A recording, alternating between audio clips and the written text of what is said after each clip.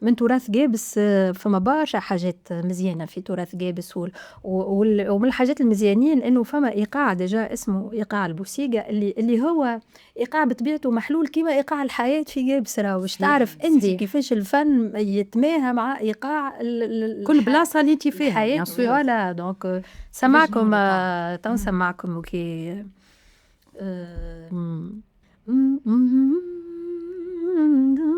اوكي.